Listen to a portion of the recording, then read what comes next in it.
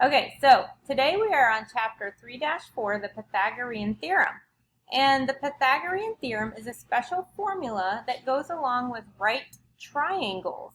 And it's called Pythagorean Theorem because a man that lived a long time ago named Pythagoras, he discovered this formula for solving right triangles and finding out how much the sides in right triangles will equal.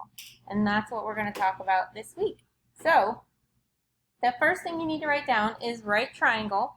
And a right triangle is a triangle that has a right angle. Now, a right angle is an angle that equals 90 degrees. And you'll know it's 90 because always in the little corner of the triangle that equals 90, you'll see that little red square, or sometimes it's pink. Okay? Yes, Bella. Are we going over all?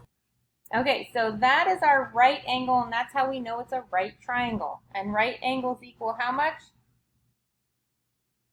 Anybody? 90 degrees. 90 degrees. Good. So now we're going to label the sides of this triangle. Now the two sides that are touching the right angle are called the legs. So this is leg, and this is a leg, because they actually touch that right angle. And in the formula that we're going to use, one of the legs is called A and one is called B. And it doesn't matter which one you call A and which one you call B. Totally doesn't matter. And then the third side, which is always the longest side of your triangle, and it's across from that right angle, it's called this really weird word, the hypotenuse. And the hypotenuse is always called side C. Okay, and then I'm just going to draw a little arrow. It is always across from that right angle. Okay, so now it's time for this formula that we're going to be using, called the Pythagorean Theorem. And it's written two ways. You can either write it a squared plus b squared equals c squared, or you can write it, you can just flip it over and say c squared equals a squared plus b squared. Okay? I typically do the first one. I don't know why. Mrs. Forrester always uses the second one. So it really doesn't matter. It's the same formula, it's just flipped over. So we're going to do an example, and I'll show you how this formula works. So, in this example, they gave us all the lengths of the side of the triangle. And what they're asking us to do is prove that this is a right triangle. So if this is a right triangle, then a squared plus b squared will equal c squared. But first, I need to find out where my a, b, and c are. So which ones are a and b? Who remembers? This? Yes. So the 3 is going to be A, we'll call it A, and the 4 will be B. And then which one is the C? 5. 5. Wait, how do you know that? Because remember from our picture up here, the A and the B are the legs that are always right next to the right angle. Oh. Remember that? Because here's the right angle. And so the sides that are next to that right angle are A and B. Does that make sense? Good question. Okay, so here's my right angle. So those two sides are going to be my A and B. That's how I knew that. All right, and then C, I remember from this picture up here, C is always right across from the right angle. So again, 5 is right across from the right angle. So now to see if this is truly a right triangle, even though it says it is, let's make sure. We're going to make a squared plus b squared equals c squared, and if the two sides equal each other, then it is a right triangle. So let's look at that. So I have 3 squared, I'm just plugging in my numbers, okay? Plus, what's my b? What's my B? I labeled it. What number? 4. 4 squared equals, and what's my C? 5 squared. Good. Now you know why we just learned how to do squares for the last 2 weeks, because we got to know that to do these problems. So what is 3 squared? Anybody shout it out. So 3 squared is 9. What is 4 squared? 16. 16. And 5 squared is how much? 25. Good, 25.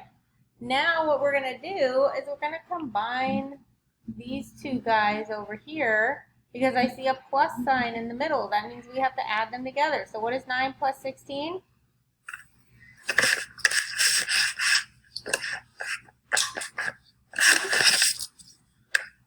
9 plus 16 is 25. Bring down the 25 on the other side. Does 25 equal 25?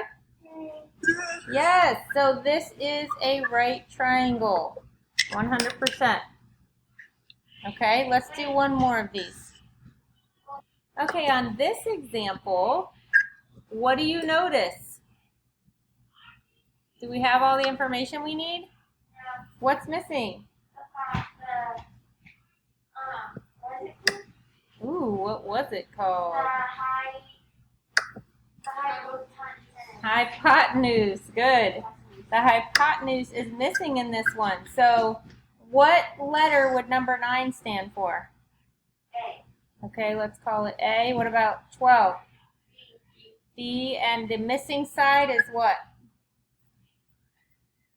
C. C.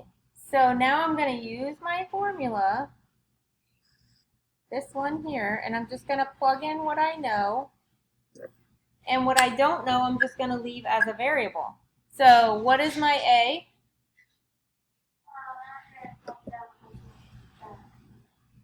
What does A equal on this triangle?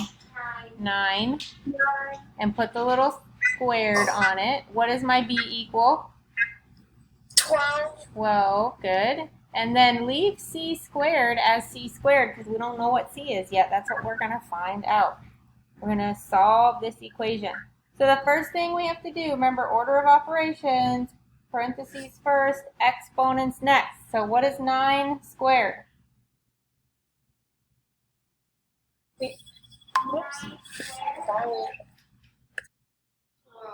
So 9 squared is 81. 12 squared.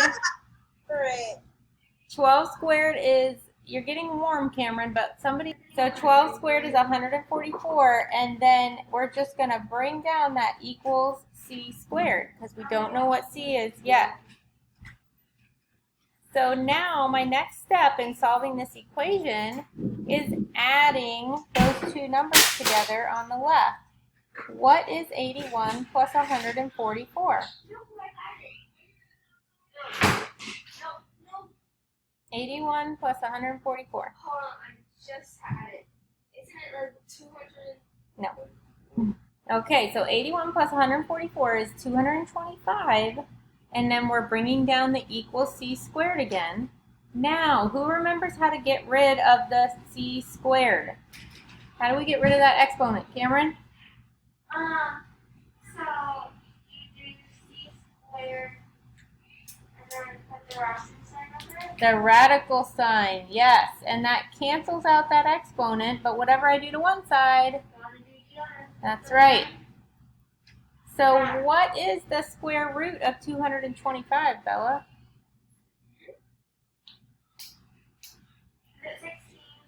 And the square root of 225 is 15.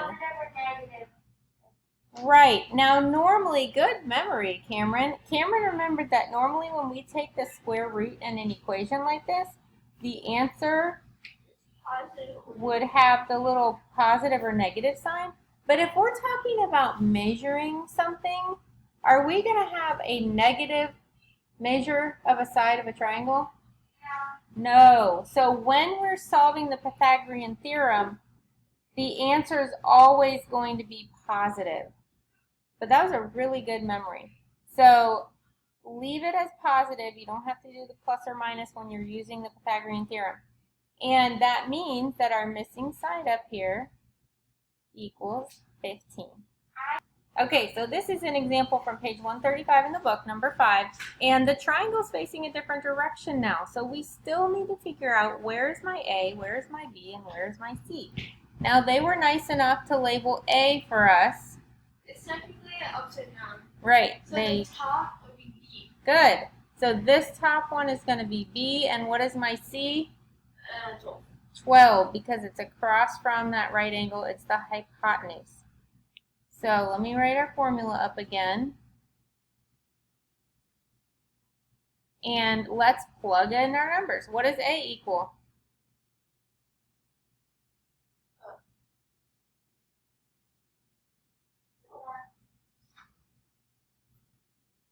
So we're going to leave A as A squared because we don't know what it is yet. That's our missing side. So what is my B in this equation? 12 squared. B. 8 squared. 8 squared. Good. And what is my C? 12 squared. There you go. Now, order of operations says parentheses first, exponents next. So let's solve those exponents. I'm going to bring down this A squared. What is 8 squared? Worried about it. Okay. So 8 squared is 64. And what is 12 squared? We just had that one a minute ago.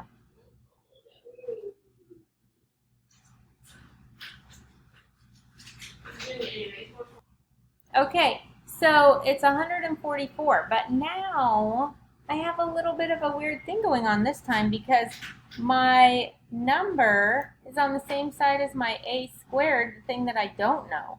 So remember when we're solving an equation, we look at what's happening to the variable and we do the opposite. So what is the opposite of plus 64? It's minus. Minus 64. So whatever I do to one side, I have to do to the other. My 64s cancel each other out. And I'm just left with A squared equals. And what is 144 minus 64? It is 80 this time. So, yeah, so good. So, wow, you guys are on the ball now. So we're going to take the square root of both sides to get rid of that exponent on the A. And Bella said the square root of 80 is 8.9. And I want to add one more thing to my answer because in the problem, they showed me that we're using yards. So I'm just going to add the yards to my answer. Okay? So A equals 8.9 yards. For this section, it says, determine whether each triangle with sides given lengths is a right triangle. So here's the thing to do.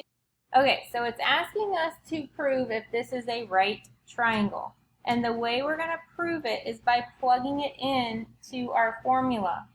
But first we have to decide what is the A, what is the B, and what is the C.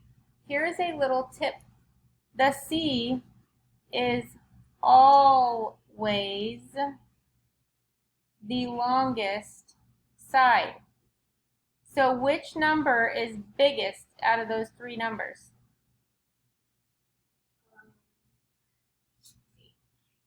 Which number on number 10 is, which one of these is the biggest? 12. So 12 is going to be my C, okay?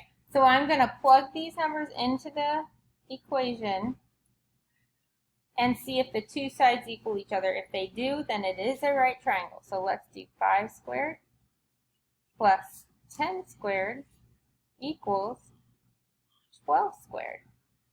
Okay, so what we did was we squared 5, which is 25, and 10 squared is 100, and 12 squared is 144. And that's where we are right now.